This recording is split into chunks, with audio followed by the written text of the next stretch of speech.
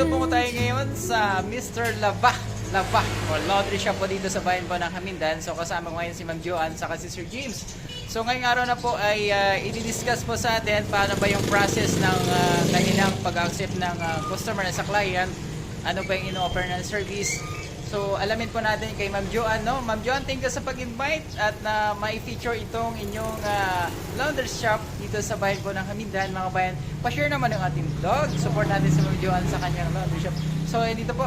At isa-isa ni Ma'am Joanne at ni Sir James kung ano po yung mga process, paano pa ito pagganahan itong laundry shop nila, mga babae, no? Paano ba magpalaba, no? Kasi siyempre yung ating mga babae busy talaga, paano ba yung ginagawa nila dito sa ating mga damit, gaano man nila inaalagaan, no? So ito na po mga babae, at i-share na ang ating vlog dito kay Ma'am Joanne sa kanyang laundry shop. Support na, ito na po.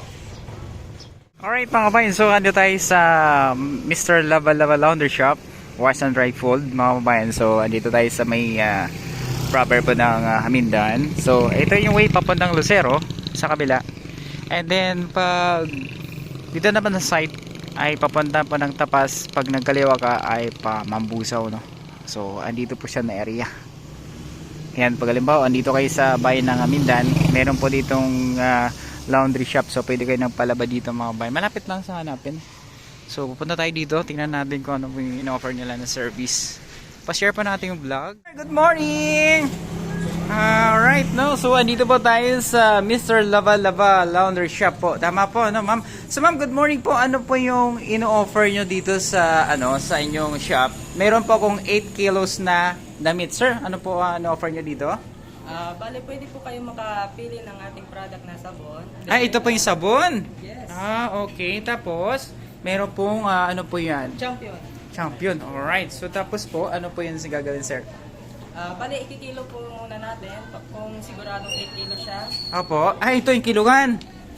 Alright. So, tapos, ano po next?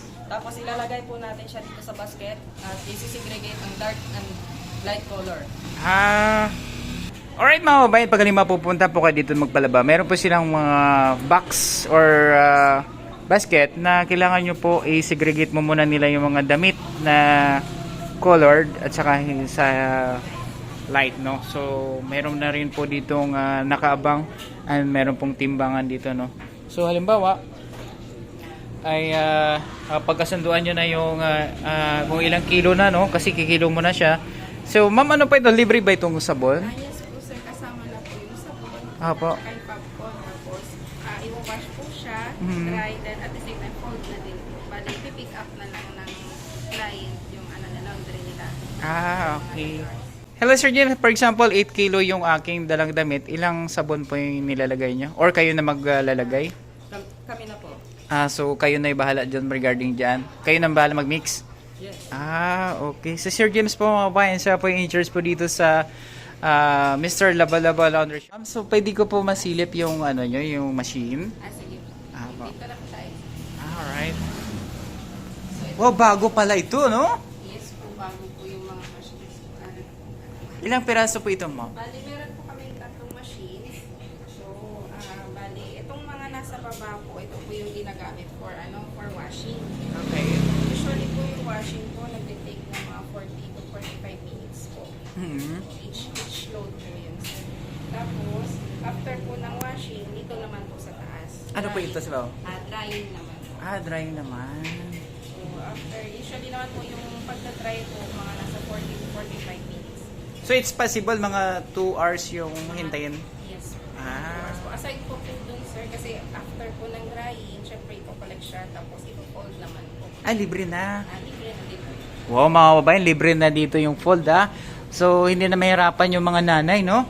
Halimbawa sa mga nanay na laging busy, magpa-laundry na kayo kasi ganon din yung yung gastos. Mag-washing machine kayo, sabon, laba. So pagpapalaba kayo, list na yung time. May panahon pa kayo sa family. Ayun. Mas may enjoy galing rest day din. Ayun, mga babae, dito na kayo magpalaba. Mr. Lava, tama ma'am? Ayan, mga babae. Ano ba pangalan ni ma'am? Joanne.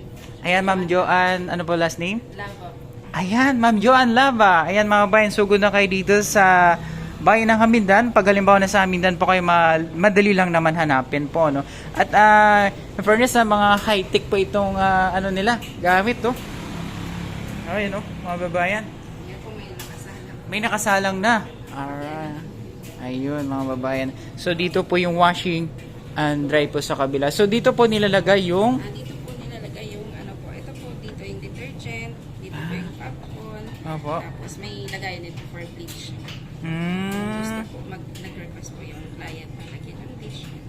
So, dito po yung monitoring. Ito po yung, dito po yung parang kung normal po ba, mga delicates. Tapos makikita po dito yung time. Ilang oras na lang yung remaining. Dito yung time niya. Like ito po sa drying po, may nakasalang po. Ngayon na for drying. Oo. Bali, ayan po. 28 minutes po yung remaining. So, ma'am, ano, dito po malalaman kung ilang minutes pa po yung natitira na time.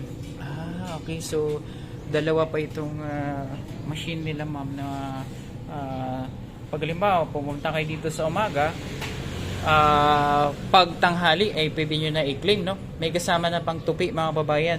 So, maganda to, no? Lalo na sa ating mga babayan na busy, super busy, no? Wala na tayong magpalaban na lang, no? Kung dito naman kayo sa sa Hamindan. So ito naman, ma'am, ay para po sa yan. Same lang din po, sir. Iba lang po brand ito.